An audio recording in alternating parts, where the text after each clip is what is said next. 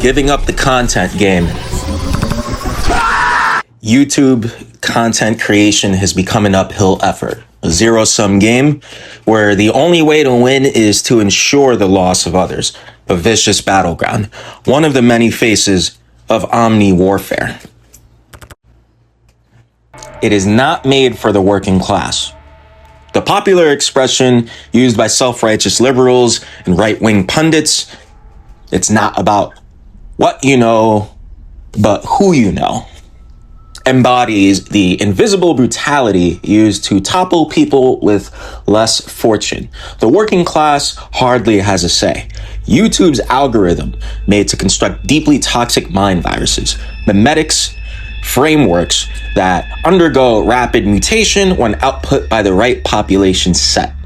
Like me, there are many YouTubers who have to climb uphill to get traction.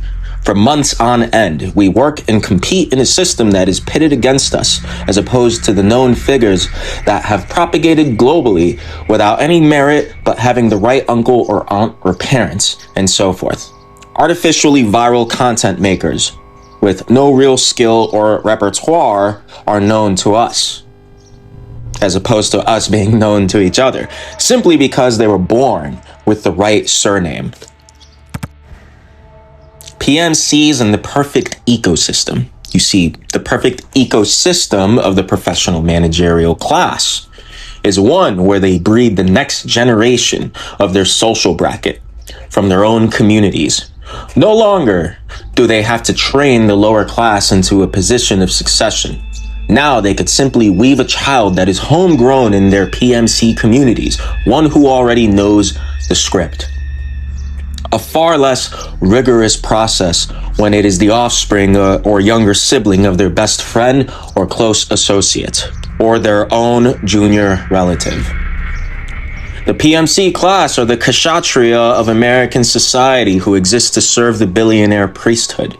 An autonomous machine that loops back into itself, a meme spewing mimetic seeds through the fields of the managerial class folks who seek to ensure they keep the working class under their heels. Lived experience is the weapon of the PMC individual. Pop psychological terms that force the individuals working rampant double shifts to feel guilt when practicing self-advocation. To question an unjust system that thrives on the breakage of your back and your muscle fibers is to be a misogynist or anti-LGBTQ. The crux of PMC's social justice is never really about equality, but more so about homosexual conversion, virtue signaling, and white female empowerment. It is far removed from real issues such as racism or racial inequality that permeate across American society today. I can debate what the agenda is here or whether or not the it's a mouthful. The LGBTQ community or white feminist community has a valid argument or not until I am blue in the face. Again, I can debate whether that is true until I'm blue in the face. However, the point being made here is that the PMC people use these endpoints to create conflict and then place themselves at the top of the conflict, above the crowd, profiteering. Meanwhile, they raise their children to take on the industries that the conflicted crowd could have integrated themselves into. War against the gatekeepers. The omniwar, discussed by David A. Hughes beginning with COVID, probably going even further back, but tracing its methodology to something far darker and older. For example, MKUltra, The Finders, Project Monarch.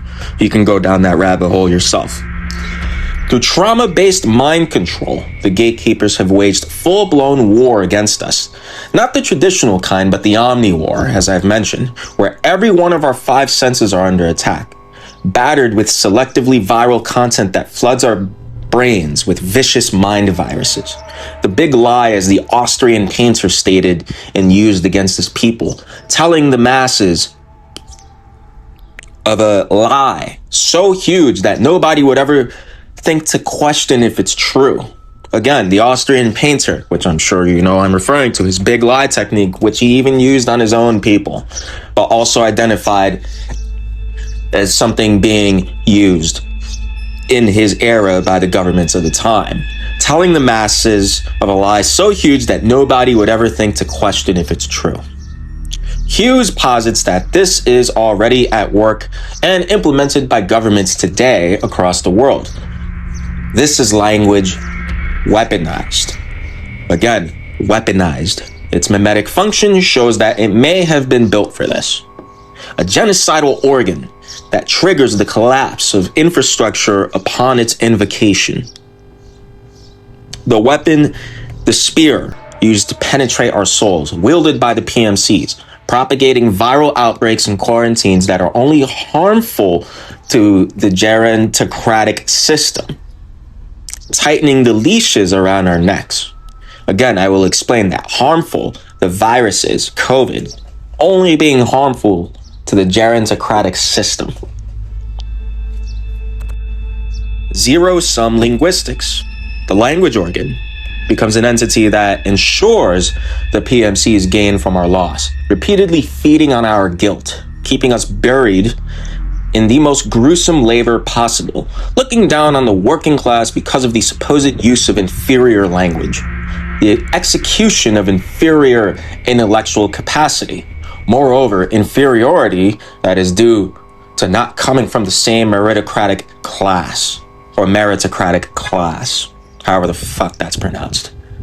A cycle of loss and gain is perpetuated through the reproduction of the PMCs as they look down on the reproduction of the working class. Opportunities sequestered, kept away from the working class. Only those who adopt the PMC zero-sum linguistics can cross the barriers to entry. Those who abide by terminology such as lived experience or protect your peace are accepted. Those who undergo sexual conversion, transitioning, and other heinous agendas are allowed to thrive in the modern meritocratic economy with respect to those who live beyond the gates, the working class. As such, under the meritocratic guise, PMCs create a tightly funneled vacuum that is filtered by their zero-sum linguistic principles, where the repeated use of their language is the litmus test that determines who crosses the barriers to entry, barriers to opportunity. Language functions as a hyperdimensional medium that safeguards the PMC community and the opportunities they withhold. The audit. The content game is rigged, but not impossible. Of course, I'll try not to be all doom and gloom here, but of course, truthfully, it is an uphill battle. However, giving up is not the answer. Though the PMCs rig the algorithms to the best of their ability, the algorithm is alive, and it does respond in kind to those who outnumber the PMCs, the working class. Consistency is what nature favors. The algorithm is nature in this circumstance. Mimetics, replication, repetition, and repetition perpetuated by communities. That is why they lose in the end. Basically, the game can be rigged back.